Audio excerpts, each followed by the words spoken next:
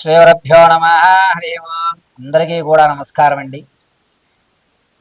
చిన్నప్పుడు కాకరకాయని పెద్దయ్యక కేకరకాయ అన్నట్టుగా చిన్నజీరు స్వామి వారు వ్యాఖ్యలు ఖండిస్తున్నాను ఖండిస్తున్నాను అని ప్రతి ఒక్కరు అంటున్నారే కానీ ఒక పిల్లవాడు మారవేసి ఆ స్కూల్కి వెళ్ళిన తర్వాత అతను ఇబ్బంది పెడితే అందరూ ధర్నాగా వెళ్తున్నామే, మరి ఆది శంకరాచార్యులను అన్న తర్వాత ఖండిస్తున్నాను మీడియా ముందుకు వచ్చి మాట్లాడడం కాదు. ఎవరైనా స్పందించినట్లయితే కనుక మనం కూడా వెళ్దాము. ఇదే హైదరాబాద్లో ఉన్నారు చిన్నజీరు స్వామి వారు, అందరం కలిసికట్టుగా వెళదాము, నిలదీద్దాం, అడుగుదాం. అంతే తప్ప మీడియాల ముందుకు వచ్చి ఎవరు ఖండించొద్దు. ఒక స్థలాన్ని ఏర్పాటు చేయండి, మధ్య ప్రసారాల్లో అందరూ కూడా చెప్పండి, పలానా టైంలో మనం వెళ్దామని చెప్పండి, హిందూ ధర్మాన్ని కాపాడుకుందాం.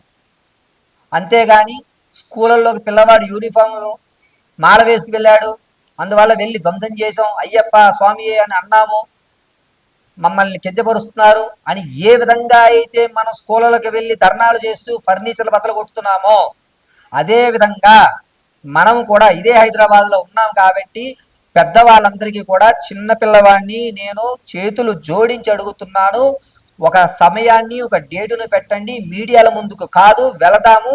హైదరాబాద్లోనే ఉన్నారు అందరం కూడా, అక్కడికే వెళ్ళి తేల్చుకుందాం. మన ప్రజ్ఞ ఇలా మీడియాల్లో కాదు, వెళ్ళి నిలదీసి ఎలా ఏ ప్రాకారంగా మీరు చెప్పారు.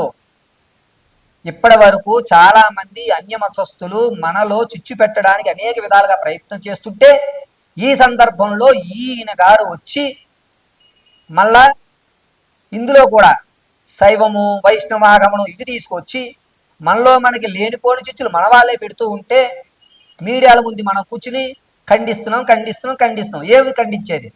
లడ్డూలో కల్తీ జరిగిందన్నప్పుడు చిన్నజీరు స్వామి వచ్చాడా? అడిగారా? అడగలేదు కదా. మరి ఇప్పుడు ఎందుకు మా యొక్క విధానం గురించి వచ్చారు? ఒక్క స్టేట్మెంట్ అన్నా లడ్డూ గురించి ఇవ్వలేనటువంటి చిన్నజీరు స్వామి వారు సాక్షాత్తు కలియుగ వెంకటేశ్వర స్వామి వారిని ఆరాధించి నిత్యము చేసి ఆయన దగ్గరికి వెళ్ళిన ప్రతి ఒక్కరికి శంకు చక్రాలు వేస్తారే, మనందరం వెళ్ళి అడగద్దా?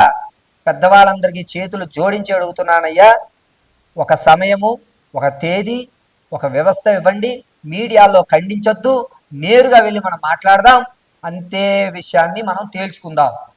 దీనికోసం మనం ఎక్కడా కూడా కామెంట్లలోనూ ఇవి రాసుకుంటే మన బతుకులు బాగుపడవు.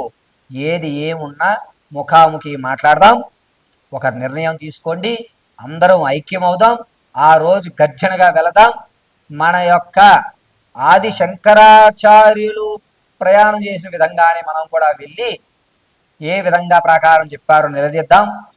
ఈ విషయాన్ని అందరూ కూడా ఏదన్నా తప్పిగా మాట్లాడి ఉంటే కనుక క్షమించండి. ఖచ్చితంగా వెళ్ళడానికి మాత్రం ఒక సమయాన్ని, ఒక తేదీని ఖరారు చేయండి.